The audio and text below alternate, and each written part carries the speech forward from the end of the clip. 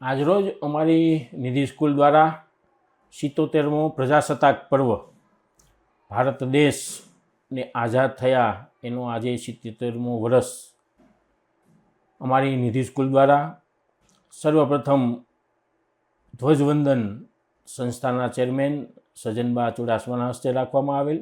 ત્યારબાદ ભારત માતા પૂજન કરવામાં આવેલ. તેમાં રાષ્ટ્રીય સ્વયંસેવક સંઘના મારુતિનગરના સંઘચાલક તિલકભાઈ ઠાકર, કાર્યવાહ અજયભાઈ ભટ્ટ, નરેન્દ્રભાઈ પંડ્યા, અમિતભાઈ વૈષ્ણવ તેમજ તેમના કાર્યકર્તાઓની ટીમ ઉપસ્થિત રહેલ. તેમજ અમારા વિદ્યાર્થી ભાઈ બહેનો અને શિક્ષકગણ દ્વારા ભારત માતા પૂજન કરવામાં આવેલ. અને ત્યારબાદ આપણા વીર શહીદો જેને ભારત દેશ માટે પોતાના જાનની આહુતિ માતૃભૂમિને આઝાદ કરાવવા માટે આપી એવા શહીદ વીર ભગતસિંહ, સુભાષચંદ્ર બોઝ, રાણી લક્ષ્મીબાઈ, ડૉક્ટર આંબેડકરજી, મહાત્મા ગાંધીજી આ બધાની વેશભૂષા પહેરી અને વિદ્યાર્થીઓ દ્વારા એક વીરાંજલિ યાત્રા વોર્ડ નંબર 1ના ગાંધીગ્રામ વિસ્તારમાં આશરે 9 કિલોમીટરના વિસ્તારમાં સ્કૂલથી પ્રસ્થાન કરી પરત સ્કૂલ ફરેલ હતી અને સમગ્ર વિસ્તારની અંદર રાષ્ટ્રભક્તિનો સંદેશો આપેલ હતો.